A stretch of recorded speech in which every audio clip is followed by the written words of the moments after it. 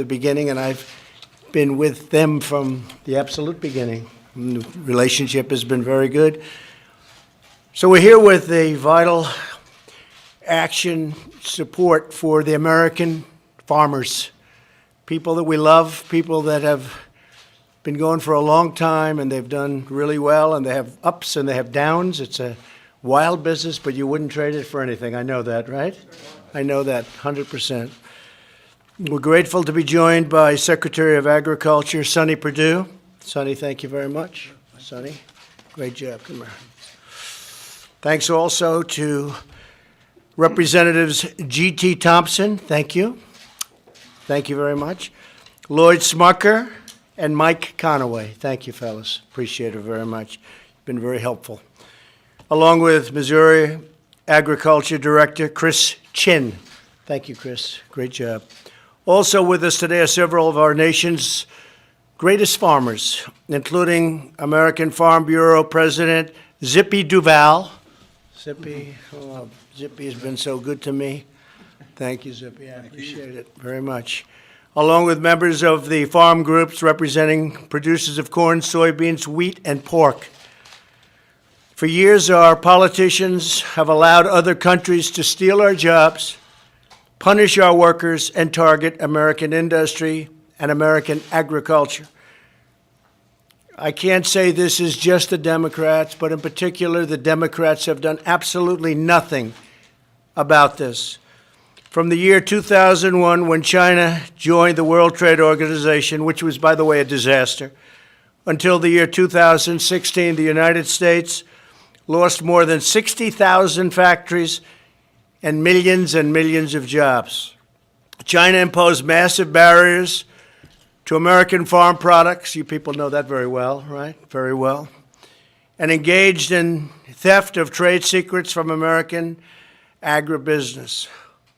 We racked up nearly $4 trillion in trade deficits in goods with China during those years. And the numbers are absolutely astounding, what's been happening over the last 10 years in particular. But you go back 30 years and you wouldn't even believe it. This was a massive transfer of wealth from the United States to China, financing China's infrastructure, commerce, technology, and military. And you've heard me say it many, many times before. We helped rebuild China. You've also heard me say I don't blame the Chinese, I blame the people that were standing right here before me and their representatives to allow that to happen, to allow China to get along and be able to do that. And they did it like nobody else has ever done it before. And you know, the United States has been taken advantage of for many years by many countries, but nobody's done it like China. To end these chronic trading abuses, my administration took necessary and very lawful action to protect America's economy, security, and farms. We're taking swift action to remedy all of the injustice that's been done over the years. In particular, you could say with our farmers, they're patriots. They stood up and they were with me. They didn't say, oh, you shouldn't do this because we're going to have a bad year. Because they've had 20 bad years if you really look. You take a look at those charts way back, longer than that. It's just been a steady spiral down. So we will ensure that our farmers get the relief they need and very, very quickly. It's a good time to be a farmer. We're going to make sure of that. So today I'm announcing that I have directed Secretary Perdue to provide $16 billion in assistance to America's farmers and ranchers. It all comes from China.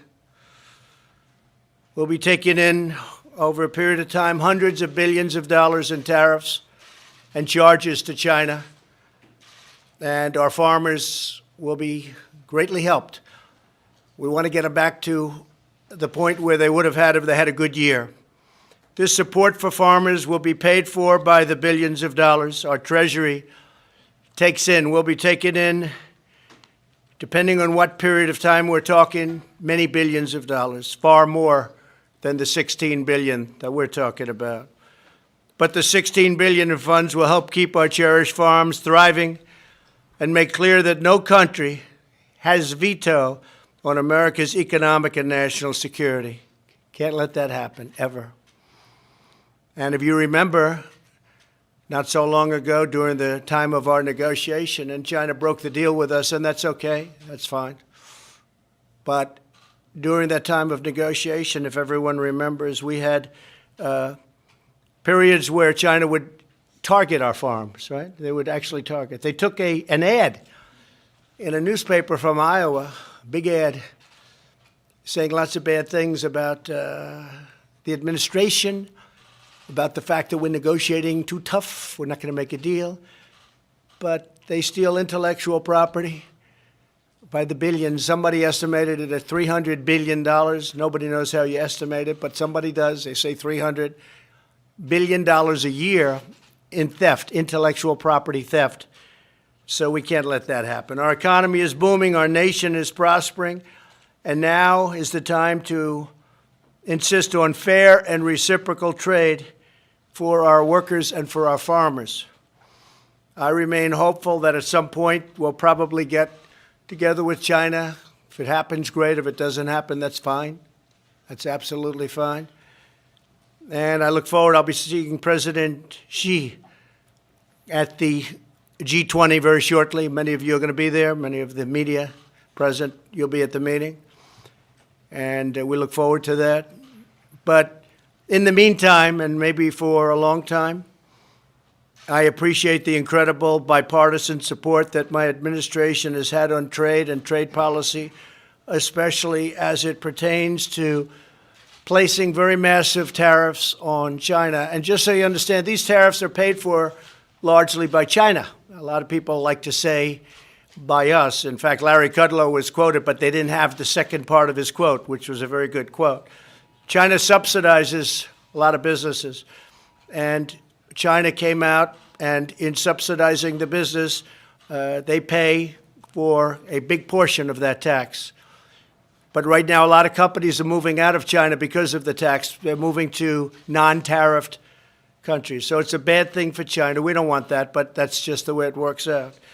But we're taking in tremendous amounts of tariffs, and you don't have to pay, by the way, tariffs for companies when they move into the United States. You move to the United States, it's very simple business. There are no tariffs to pay.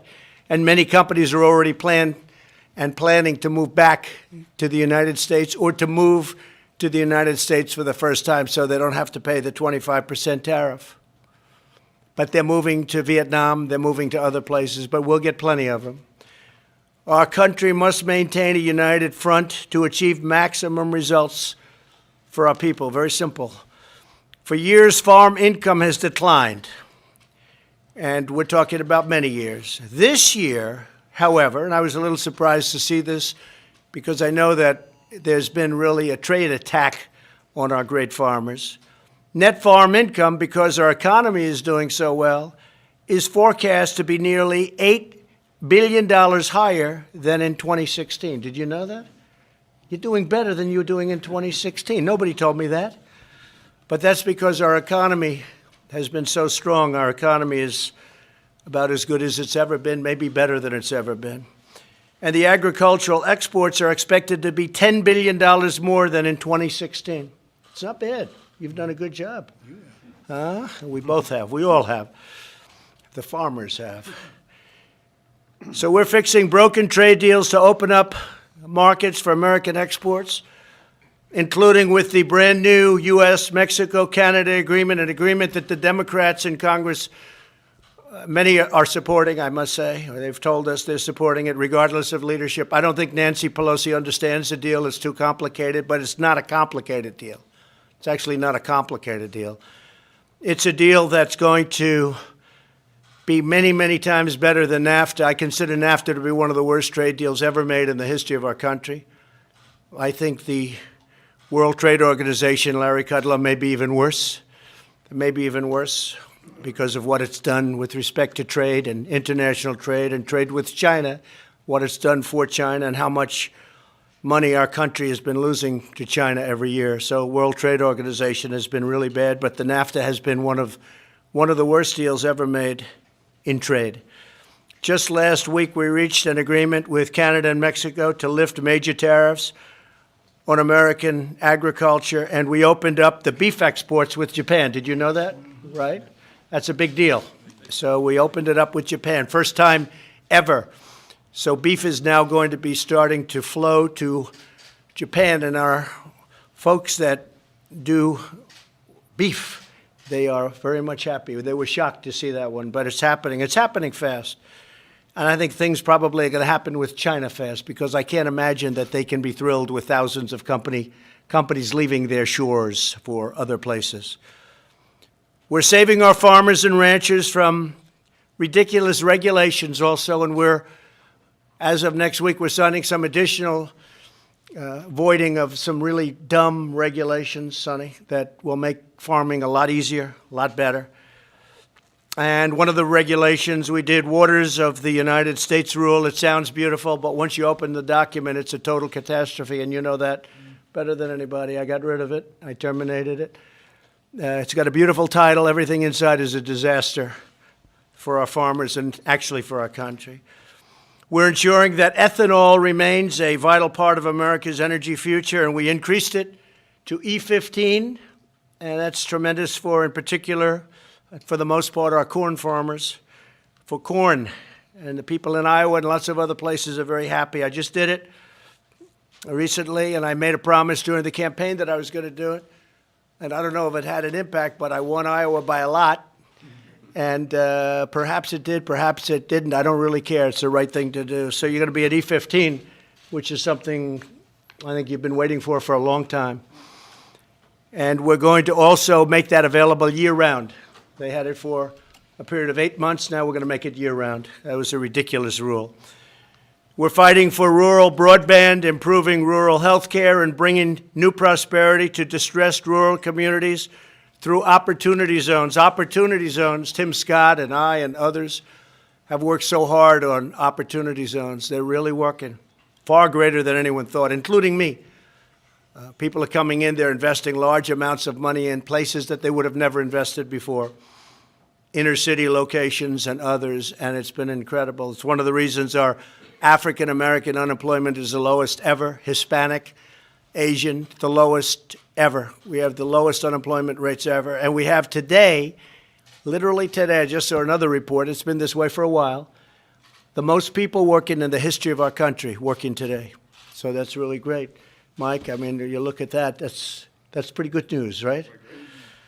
So our nation will always be proud of the unmatched grit and faith and skill of the American farmer. It's my honor to do what we did. I want to thank Sonny Perdue and all of the people that worked so hard on getting this done. It's being implemented right now. Billions of dollars is already flowing into our treasury that we never saw before. We never saw 10 cents from China.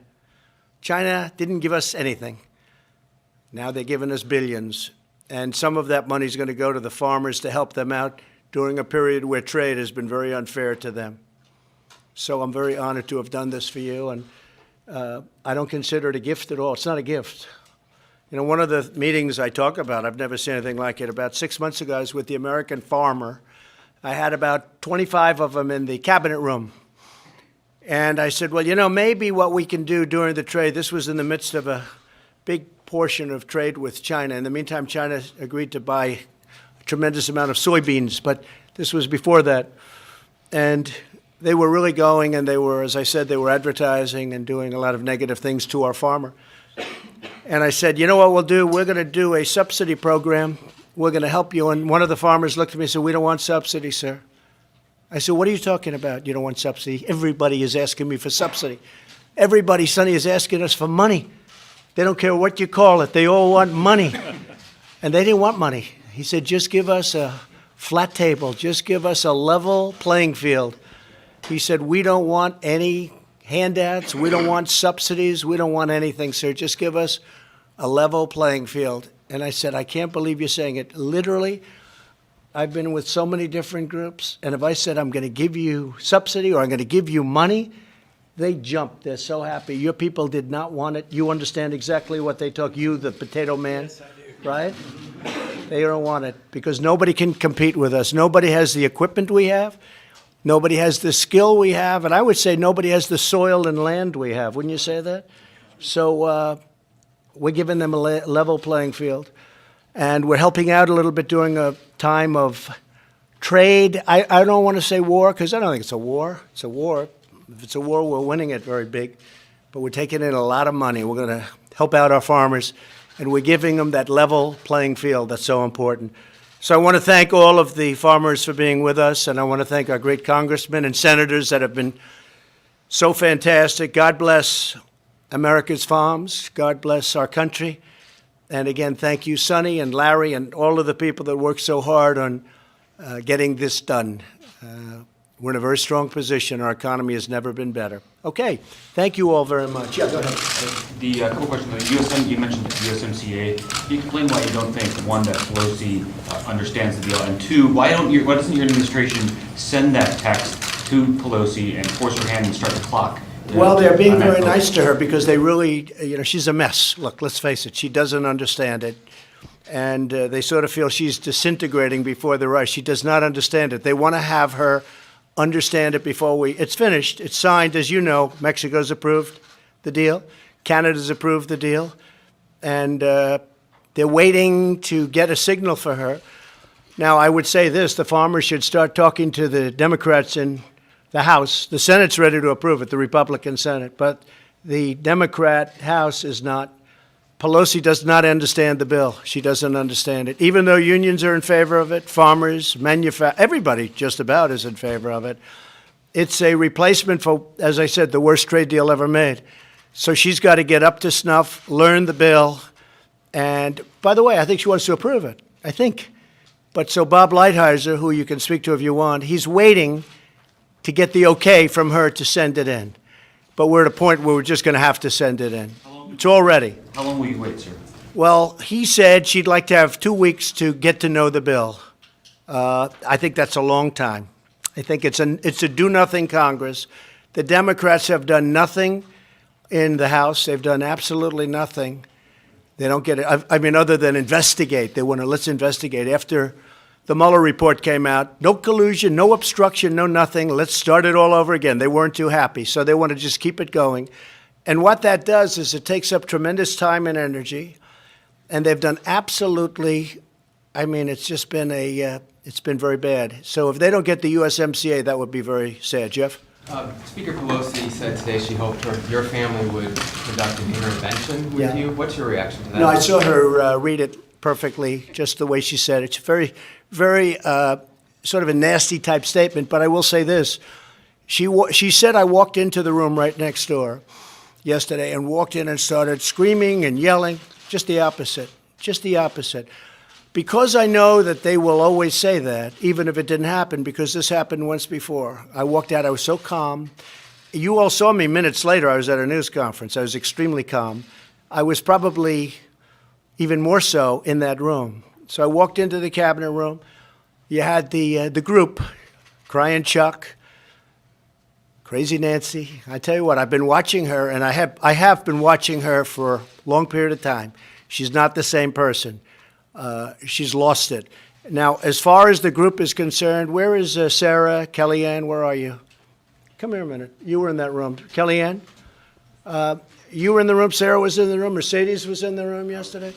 So I just want to let you know, every time I go into a room, if there aren't cameras, they come out and say, oh, he was yelling, he was screaming. Kellyanne, what was my temperament yesterday? Very calm, no temper tantrum. I told the Facts First crowd as they published that you were fuming, temper tantrum, rage, lost it, that's just a lie because everyone was actually somebody had it on tape too. But you were very calm, stood at the end of the They have it on tape someplace? Good. You stood at the end of the table, stated your case. Peter doesn't want to hear this, by the way. He wants to ask the headlines are written there. because he doesn't. He's fake news. But go ahead. Sir, Mr. President, why would you have to raise your voice? You said to them, when you're done, your 2 tracks, come back and we'll talk about infrastructure. You've made that very clear. We had the meeting infrastructure, set up, drug right? pricing, USMCA. You've made that very clear to them. And I just don't know what she's going to do with USMCA. It's going to be one of the great trade deals of all time. And frankly, if we didn't have tariffs, we would never have a deal like this. Because when Mexico said they're not going to agree to certain points, I said, that's okay, we're just going to tariff your nation. We're going to tariff you. Either you're going to agree or not. It's a great deal. In fact, you know, your friends on the other side of the border, they started striking and picketing. So that's usually not a good sign for the other side, right? We made a great deal, but whether or not Pelosi understands it or whether, I don't think she's capable right now of understanding it. I think she's got a lot of problems. Mercedes, you were in the room yesterday. I walked in, and I would say in this voice, I said, not right what you did, and calling a meeting like this wasn't right. And so I said, so I'm going to postpone it or call it off. But you can focus on one thing. You shouldn't go down two tracks at the same time because they can't. They're so, the whole Democrat Party is very messed up. They have never recovered from the great election of 2016, an election that I think you folks liked very much, right? Well, Nancy Pelosi was not happy about it, and she is a mess. Let me ask you this, Mercedes, you're always a straight talker. You were in that room yesterday? Yes, sir. What was my attitude when I walked in? No, Did I you ever were- scream? No, you were very calm and you were very direct. And you sent a very firm message to the Speaker and to the Democrats. And it's very discouraging and disgraceful to see that the Speaker would decide an hour before coming to the White House to make those comments, call it that there's a cover-up, and then stride into the White House and expect there to be a constructive meeting. You know, we want to solve these big issues of infrastructure. We want to solve these big issues of USMCA. You yourself have tried time and time again to negotiate and work with them on issues like border security, which they call a manufactured crisis.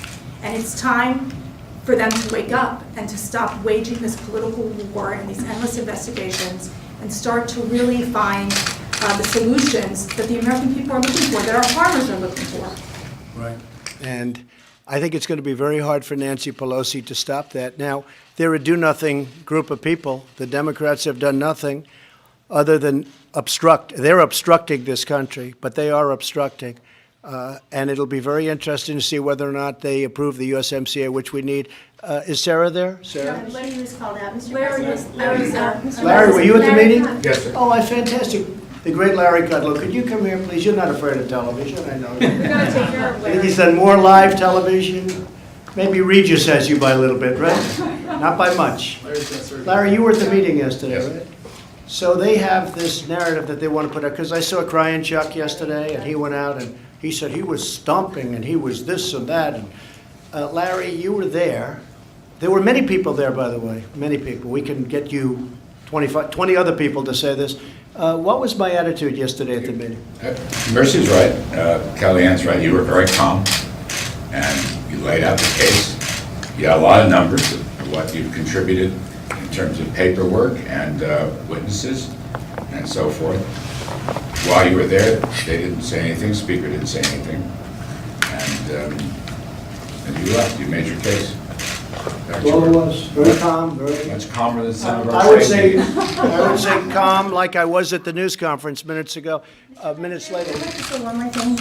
When the 12 Democrats were here on April 30th for the first meeting, they went out to the 6th and addressed the press. And I think you should go back and play Speaker Pelosi's comments from that day, because she made very clear that it was a productive, constructive move toward infrastructure. And some of you asked her, how will you investigate him and work on infrastructure? And she said, we didn't talk about investigations. We're here to talk about infrastructure. So that changed yesterday, an hour before she came here. And there's really, if you look at it, hi Sarah, we're just talking about the meeting. You were there yesterday? Were you? Yes. Just come forward. Does anybody know Sarah?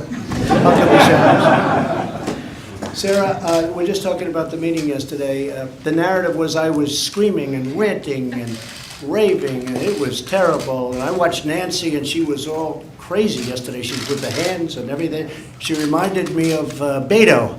She actually reminded me of Beto, maybe a little bit worse. But just out of curiosity, you were there. What was my tone yesterday at the meeting? Very calm. I've seen both, and this is definitely not angry or ranting. Very calm and straightforward and clear, that we have to actually get to work and do good things for the American people, and it's going to be impossible to do that if we're spending all of our time fighting. So, Couldn't have been more calm. I then respectfully said, sorry to inconvenience you, and I left the room. I then went directly to the press conference, right? The reason I asked them to say, because this happened to me once before with the same group, Crying Chuck, I don't want to say Crazy Nancy, because if I say that, you're going to say it's a copy of Crazy Bernie, and that's no good, because Bernie is definitely crazy. But I did it because we had this instance at least once before where I was very, very calm on another occasion, and they walked out to the sticks, and they said it was horrible. He was ranting, he was raving, he was pounding the table. The reason I didn't do that is because I didn't want them to say I would do that, but they said it anyway. And so I thought they may say it again. So I'm very glad that you all saw. Were you there, Hogan? You know about it. But I've seen the first one, Mr. President, and that accusation that you pounded your fist, and I'll be honest, you have every right to do that. We face a crisis on our southern border, and they've done nothing.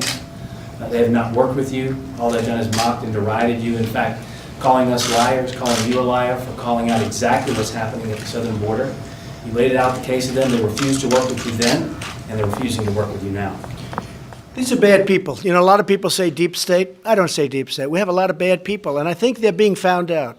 I think right now, I saw where Comey is blaming this one, and Brennan's blaming another one, and they're going against each other, and Clapper, I think yesterday, maybe is blaming President Obama. Oh, so surprised to see that happening. Got a lot of bad people. You got a lot of bad people, and it's a shame. But I said to everybody before I walked in, I said, I'm going to be very calm because I don't want them going out to the press and saying that I was anything but calm. So I was extremely calm, very much like I am right now. And it was sad when I watched Nancy all moving, the movement and the hands and the craziness. And I watched it. That's, by the way, a person that's got some problems. But when I watched that this morning, then I went over to Arlington National Cemetery for a very beautiful moment with the First Lady. But I watched that this morning, and that's just a narrative they want to put out. And I think it's pretty sad when they have to play that kind of narrative. I think it's a very sad thing for our country. Yes, Peter? Mr. President, a couple of questions I want to ask you about the disaster aid bill and about John Walker Lynn. But first, just to confirm some details as it relates to Nancy Pelosi. She says that you want to be impeached. Do you want to be impeached? I don't think anybody wants to be impeached. But I'll tell you what. We went through 2 years of Bob Mueller with 18 people that hated Donald Trump. Many of them contributed to Hillary Clinton's campaign. One of them in particular, Weissman. 18 prosecutors, FBI agents all over the place, 500 interviews, 1,400 pages of documents that I gave. I didn't use presidential prerogatives or anything having to do with the powers of the presidency. I let everybody go up and speak, including the counsel, White House counsel. I let them speak for 30 hours, as they tell me, 32 hours. I never once said, I could have stopped them I should have said, no, I don't want White House counsel to speak. I don't want Sarah Huckabee to speak, who went up there also, I believe. Everybody. I didn't have to let any of them go. Now, maybe I would have lost in court. I doubt it. Everyone tells me I had the total power to have that stopped. With all of that, after 2 years, no collusion, and findings that strongly led a great attorney general to be able to rule no obstruction. Okay. Now I thought it was over. And now Jerry Nadler, who I fought for a long period of my life because he's from Manhattan, he's a Manhattan congressman, and before that something else. But I fought him and won. I fought him very successfully. And as I said yesterday, lo and behold, I come down to Washington as president. And who do I have again? Jerry Nadler. I know him well. I've had great success against Jerry, and I will again. But it's very unfair when you go through the House, and then the House again, and then you go through the Senate, and then you go through FBI. You have foreign countries, it sounds like, involved. With all of this, no collusion, no obstruction, and I thought it was over. And we can focus on the USMCA for the farmers. And instead, they want all the same papers that have just been gone over with. Now, I would imagine that Mueller went over my financials. He spent $40 million, so I would imagine they went over my taxes, my financials, my everything. But now we have to go over it again. I've been doing this for 2.5 years. They started, in my opinion, we'll find out, because I think a lot of people want to find out. I think it started moments after I came down that beautiful escalator in Trump Tower. So I've been under a phony investigation based on no facts, based on an overthrow of the president. And I'm very proud of the way we've come out, very proud. But now, Peter, we have to go through it again. The American public is not standing for it. I saw some polls this morning, 65% against, and that's with a lot of Democrats. So I think it's a bad thing for our country. But I thought it was over with 4 or 5 weeks ago when you had no collusion, and now all of a sudden, we continue to go down this path. I don't think people are going to stand for it. The release of the so-called American Taliban, John Walker Lynn, today, what's your reaction? I don't like it at all. This was a judge that gave a 17 or a 20-year sentence, and he got some time off. And believe it or not, about 2 weeks ago, I went to the best lawyers in our country that work for government. I said, what can we do about this? Because I heard about this 2 weeks ago. I got a beautiful letter from the daughter of the first man they say killed in Afghanistan from the CIA. And I went and checked. And he said, from a legal standpoint, there is nothing we're allowed to do. Because if there was, I would have done it instantly. But we'll be watching him. We'll be watching him closely. What bothers me more than anything else is that here's a man who has not given up his proclamation of terror. And we have to let him out. Am I happy about it? Not even a little bit.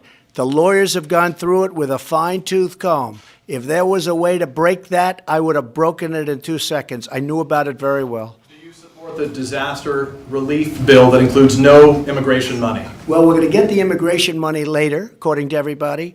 I have to take care of my farmers with the disaster relief. If I didn't do that, really, it's a long time in coming.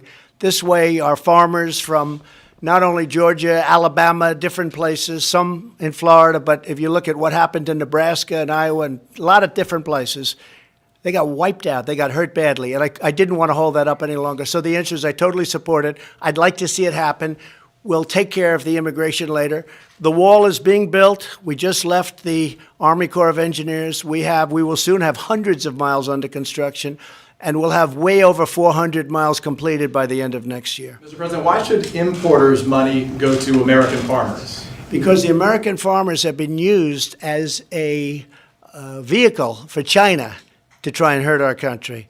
And they've been very brave. No, in particular the farmer. They've been very, very brave. They've been very patriotic. But China has openly stated they're going to use the farmer. The reason is because I got the farmers' votes. You look at a map, it's all red, meaning Republican, meaning Trump. It's all red in the middle states, as you know. It's got a little blue here and a little blue there. So if you look at, I guess China's they're definitely a smart player. They went out and they said, we're going to attack the farmers, and they did. And the farmers said, you know what? We're with our president. I never heard, even on some of the networks and cable channels that are negative, I've never heard any of the farmers speak badly. They said, you told me that, Mike, the president he's doing the right thing. They've been unfair to this country, and they're not talking about farm, they're talking about everything. China's been unfair to this country for many, many years. Finally, we have somebody that's fighting back. And by the way, successfully fighting back. We're talking about hundreds of billions of dollars. But I've never had a farmer come out and say, I'm not doing that well. They say, just go and do it. You're going to end up better, much better in the end. And again, if you go back 20 years, the farms have come down. The prices have been coming down for many, many years, long before I ever thought about doing this. So we're going to be very successful. But in the meantime, they have been attacked. The farmers have been attacked by China. And all I'm doing is helping them get that beautiful, flat, nice, level playing field, right? Okay? Thank you, Mr. President. Would you consider sending troops to the Middle East to counter Iran as it was reported? Well, I would if we need them. I don't think we're going to need them. I really don't. But I have a meeting on it in about an hour. I would certainly send troops if we need them. Iran has been a very dangerous player, very bad player. They're a nation of terror, and we won't put up with it. The deal that was signed by President Obama was a horror show. It's a terrible deal. The minute I collapsed that deal and terminated it, Iran went in a very bad direction. They're now suffering massive problems financially. They have inflation that's about the highest in the world. They're people, and they're great people. I know many Iranians, they're great people. But the country is in very bad shape. When I first came here, that was a country of terror. They were all over. I remember, and I've told this story, but I've been at many different meetings where every single problem caused in the Middle East, and maybe beyond, but in the Middle East, was caused by Iran. They were behind every single, we had 14 different attacks at one point. They were behind every attack. So we'll see what happens with Iran. No, I don't think we'll need it, but if we need it, we'll be there in whatever number we need. Yes, ma'am. Do you think that the United States reduced its footprint in the Middle East too far? And now No, I don't think so. I don't think so. Look, I don't think we ever should have been there. Okay, I inherited this mess. Should we have been there? No, we shouldn't have been. Should we have gone to Iraq? Should we have attacked Iraq, which did not knock down the World Trade Center?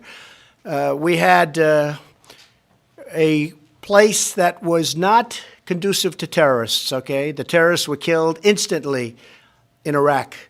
And now it's a, tough situation. So I think we should not have been in the Middle East. With that being said, we've done a great job. I took over the ISIS fight. We knocked out 100% of the caliphate. That doesn't mean that they're not going to blow up a store. They're totally crazy. But we knocked out 100% of the caliphate, and I did it quickly. When I came in, President Obama had totally lost control. He had lost control of the military. He had lost control of the fighting. And our military was totally depleted and in very bad shape. These folks know that better than anybody. They were in very bad shape. We will soon have the strongest military that we've ever had by far, and nobody's going to mess with us. Okay. Can you get a trade deal with Japan relatively soon, you think? Well, I'm going to be with Japan, as you know. I'm going there on Friday. Many of you are going to be coming with us, and it's a very big thing going on with the emperor. It's something that hasn't happened in over 200 years. I am the guest, meaning the United States is the guest, but Prime Minister Abe said to me very specifically, you are the guest of honor. There's only one guest of honor. You are the guest of honor. I represent the country. With all the countries of the world, I'm the guest of honor at the biggest event that they've had in over 200 years. So it's a great thing, and we get along very well with Japan. I get along very well with the Prime Minister, so we're going to be spending 2 days over there. Yes, ma'am. Mr. President, is there anything that you are willing to work with Democrats on now? Because everything. I'd like to work with everything. No, they have to go down their track. Let them get rid of the nonsense first, and when that's done, we'll go very quickly. We can go very quickly. Infrastructure is very easy. For me, that's very easy. But you can't go down two tracks at the same time. It doesn't work that way. Their whole focus, let me explain, their whole focus is on 2020 and trying to demean the Republican Party and demean the President of the United States as much as possible so that either we get his poll numbers down to a point where he can't win, except strange things happening. My numbers are going up. Someday you'll explain that to me, Kelly. But my numbers are going up. But it's very interesting. So they either want to demean so much or they want to try and get him out of office any way we can. I mean, you had one gentleman, Green, Congressman Green. He sounds like a real beauty. He said, the only way we're going to beat him is to impeach him. How about that? The only way, did you see that statement, fellas? The only way we're going to beat him is to impeach him. That is a terrible thing for this country.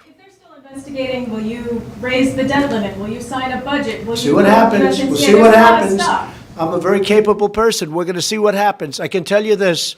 Let them get this angst out of their belt. And when it is, we can do things so quick your head will spin. And one thing they can do is approve the USMCA so that we have our farmers taken care of. And by the way, not only the farmers, it's every industry. But they can approve the USMCA so we can take care of our farmers, our industries, our auto industry. And one of the beautiful things,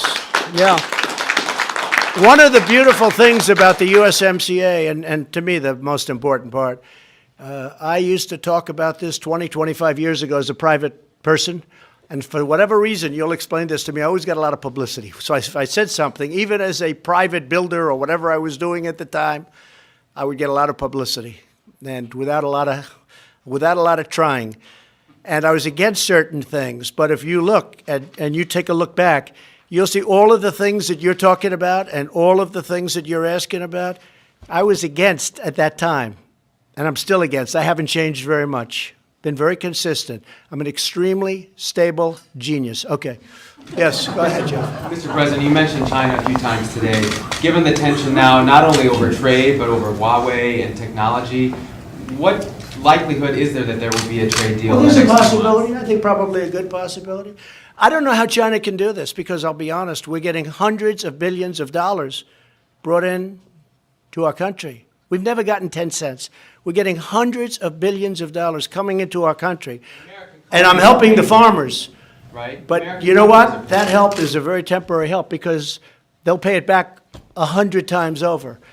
They will with what they do, with the importance of what they do.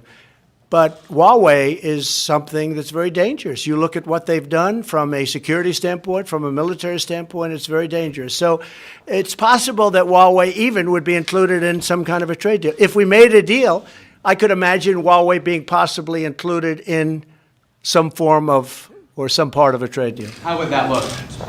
It would look very good for us. The Huawei part, how would you design that?